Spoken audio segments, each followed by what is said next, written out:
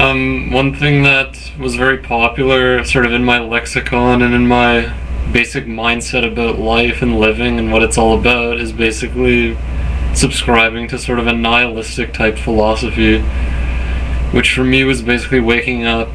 In my senior year of high school, in grade 12, I woke up and I had a sense that my life is totally meaningless. Everything that I ever do or don't do, and anything that happens or doesn't happen in the scope of my life, my life, because it's all about me, right? There's always the insertion of the notion that life is all revolving around me, and I didn't really consider, any other perspective except to say that my life is without meaning and purpose, and that there's not really any point to continue living. It wasn't the best time in my high school career anyway.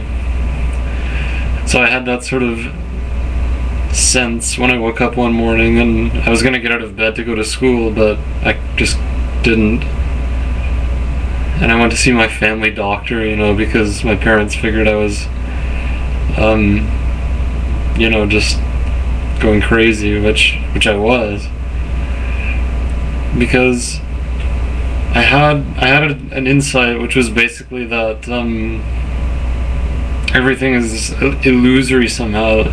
Nothing is adding up to anything. There's just sort of an existential emptiness about the very fabric of reality. It all sounds very arcane, and it all sounds kind of, far out or something, but it was a very real, deep-set sense of despair about just living, just the actuality of being alive. So basically that kind of perpetuated itself, and I had spirals and all kinds of weird processes of thinking which just refer to themselves. Sorry, I'm a bit distracted right now. Just trying to get someone satiated with the question they're asking. Anyway, sorry, but of course with nihilism it doesn't matter what they're asking. It doesn't matter what I replied, because the whole thing is a moot point. But basically, just to kind of summarize this experience, is that the realization of the nihilism thing, which I know so many spiritual seekers are, all too familiar with what this is all about. It felt like I was on the threshold of something far great, something that nihilism couldn't annihilate, something that was prior to nihilistic thinking and prior to the annihilation of everything, including nihilism itself, because that's what I didn't allow to happen. I didn't allow the nihilistic process to burn itself out and to actually destroy itself. It's like in those detective shows where it's like you read a message, like this message shall self-destruct.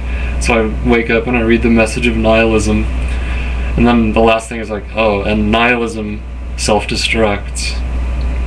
And what's left when even nothing is gone? What's left when even the absence of everything and the pointlessness of life and the illusory nature of reality, when all that falls away, what's left? And that can't be annihilated.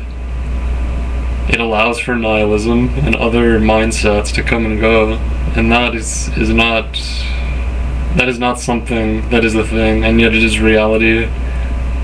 The reality of love itself, It's the essence of being alive, which knows no concept and which needs no mindset to justify it or to explain it away or to destroy it in some sort of nihilistic framework. And that love is what allowed me to continue pursuing different concepts. That love was what allowed me to delve into nihilism. That love is what allowed me to experiment with drugs. That love is what led me to clearer teachings, to point me out of all the muddled ideas that I'd picked up along the way. And that love is what's here now, talking about itself. And that love is what's listening. And it can't be negated. Try as we might. I tried to even negate love, but I did it as a concept. And so this is really about the full-fledged, embodied experience in a very simple and ordinary way. It's a living of love. It's the living love of all truth, which is the ordinary reality that we cannot leave and cannot negate and cannot step away from for one instant. try as we might, and we do try. As all of us spiritual seekers can testify, we actually have kept ourselves away from the truth, you know, actively or passively, you know, with our best intentions, or with our kind of escapism tendencies, our fear about really seeing through the ways in which we block reality from ourselves, seeing through the ways in which we deny ourselves the full access to what reality is, which is the love of the unconditional one. So anyway, that's something. See, it's something. I couldn't annihilate this. This video is something that I couldn't annihilate with my nihilistic approach.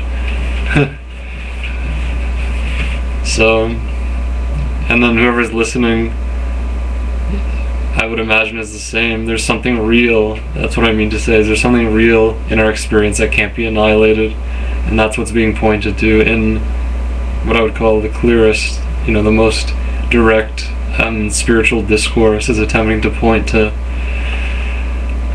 reality with a capital R, that which cannot change of itself, that which is always that which always is, even though it appears as the changeful. It's lovingly allowing what is, and what is a dynamic outpouring of that unconditional essence. So thank you, and haven't paid much attention to what I just said. Just pay attention to love. Thank you.